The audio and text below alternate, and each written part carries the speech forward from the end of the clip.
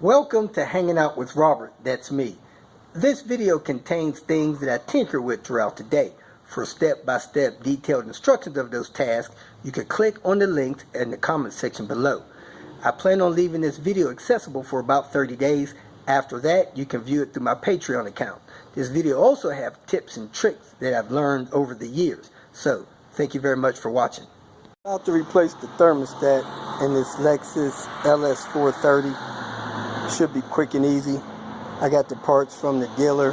They were $35. Let me show you that invoice. Looks like they got some wipers for me to replace as well. What I want to do is go in here, pop the hood, pull that, raise the hood.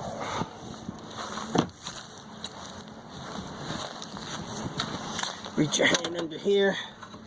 There's a little tab you squeeze right there. Hood comes up. Take this air scoop guard off. You got these pins in here that come off some kind of way. One on this side, one on this side. Somebody didn't put them in right, so this lifts up and out of the way. And man, you see the thermostat housing right there. Looks like we got some kind of coolant situation going on. That may be coolant down there, I'm not sure. It's probably best to drain a radiator down below this coolant line so that when you take that off, no coolant spills. So let me come down here and look, see if I see a easily accessible drain. If not, we'll just pop the thing loose with these 3 bolts.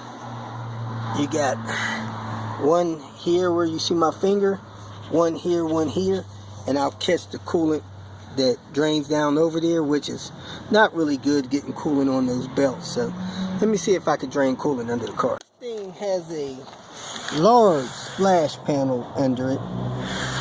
You see it here. Looks like it's got 1, 2, 3, 4, 5 screws across the front, some in the middle, down the back. I'm gonna go ahead and pull this off because I see what looks like a lot of coolant under here, and if that's the case, this car needs a radiator. I just hate to see them overheat the engine with a bad radiator. Didn't count the screws, but there's a gang of them. Now I can see this tube here that hangs down through that splash guard, and there's a little valve. You turn that valve on the back side of that, and you could drain coolant out of the radiator.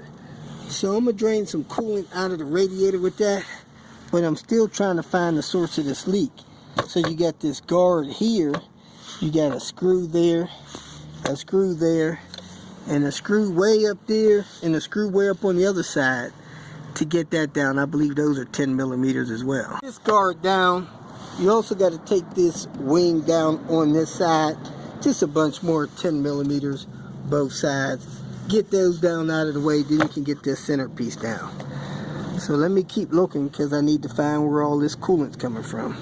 If you see in the splash pan, there's a lot of coolant gathering in there. Really the only place that's coming from is the radiator. So, well, I opened up the radiator cap, and the radiator is full pretty much to the top.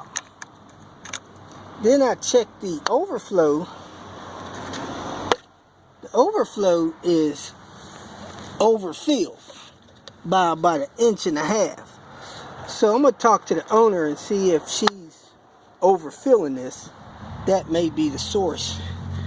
I don't really see anything dripping out of the radiator, but it does look like it may be coming out of this overfilled tube. So maybe she's just putting too much in it. Let me check with them on that. In the meantime, I'm going to open up that drain as much of the coolant as I can into my catch pan, and then I'm going to take these bolts off of here and pull out this thermostat, swap that over. All right, I reached around there, I screwed that out about 4 times, and it is now draining. So when it gets enough in there, I'm going to close it back, just screw it back in. I did take the radiator cap loose so it could drain faster. And the level is going down. However, it looks like a lot of water, so I'm gonna have a conversation with them. Make sure they're putting coolant in this thing and not just water. Let me feel it, see if it feels like it. Yeah, it seems like mostly water. They need to be putting mostly coolant in this thing. This is the part number.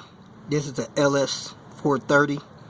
Those are the prices they sold them to me at. That gasket, man, that thing's expensive. Does seem like a nice heavy duty gasket.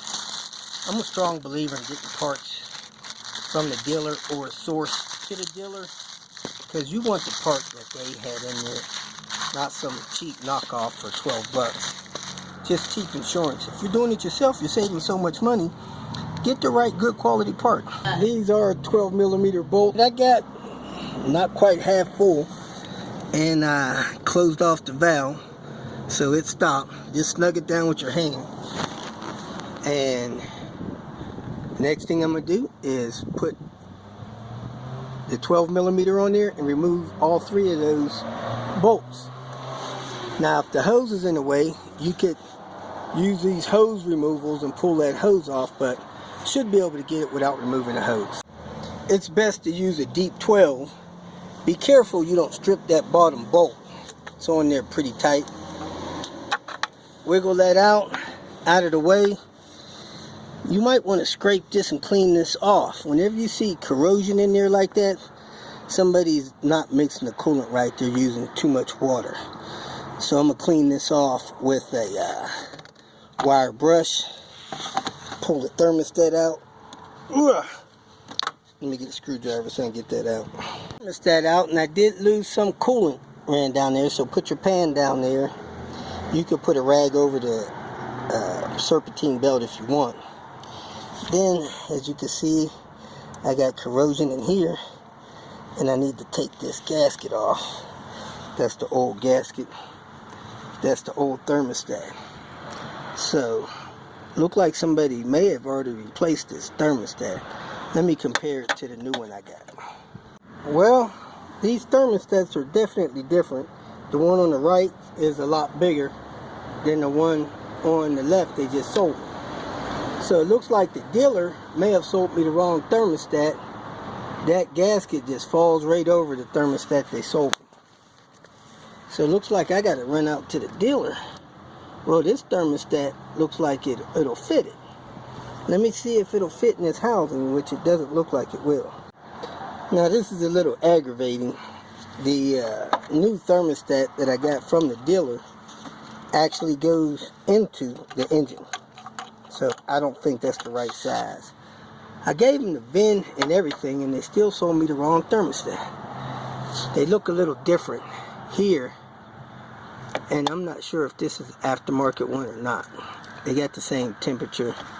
They look a little different. Actually, this one here looks like it's deteriorating.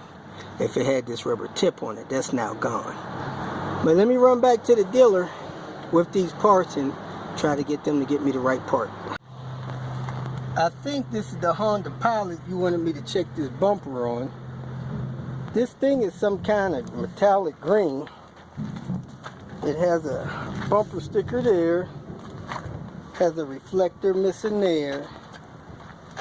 Reflector missing there. I guess somebody pulled those lights out of there. But it really doesn't look damaged or scuffed up or nothing. So let me send you this video, and you can tell me where you want me to go from here.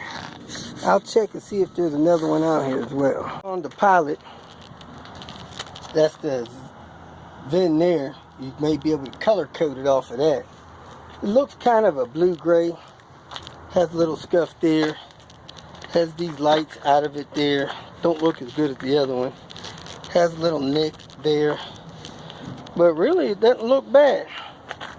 So there's 2 rear bumpers. Those 2 front headlights look a little worn. I don't know if they're damaged or not, but they definitely would need to be cleaned up with some headlight restorer. From the Lexus dealer, this appears to be the correct thermostat.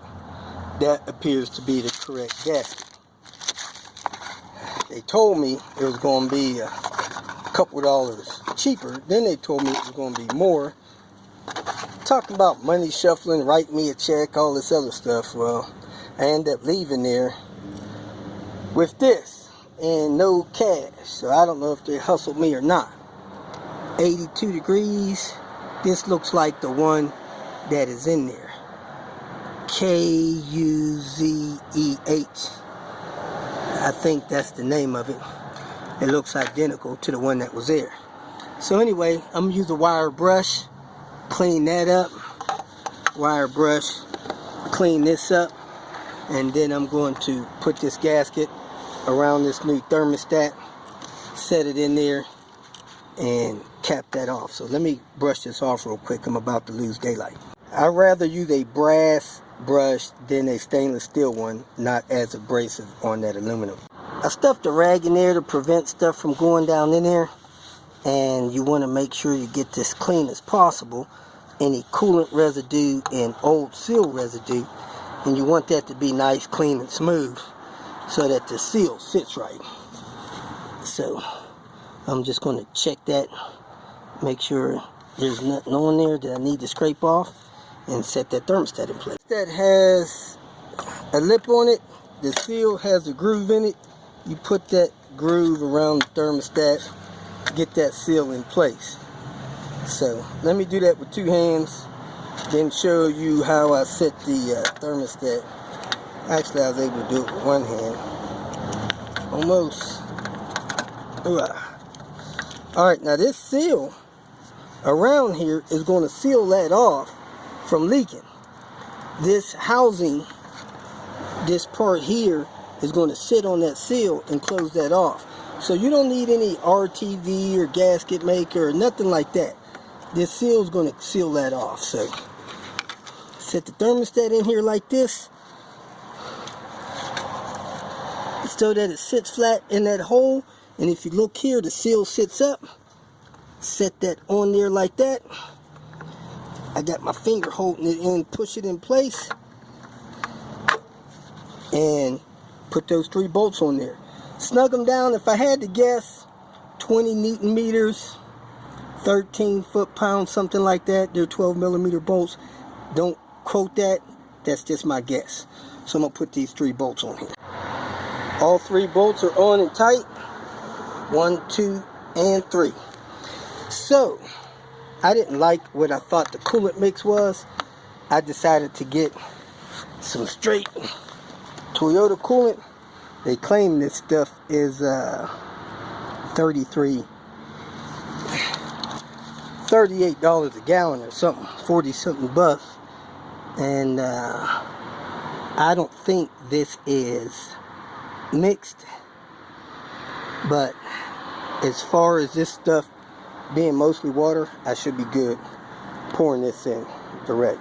This stuff is orangish red going in, and like you know, what we were pulling out was mostly water, so hopefully this will balance this out correctly. If you feel that this information was useful, please like it and share it with your social media friends. You can subscribe to my channel so that you will get notifications of future videos that I post. You can follow me on Twitter, and if you need to contact me directly, please visit my website. And if you have any questions, leave them below, and someone or myself will reply to them. Again, thank you very much for watching.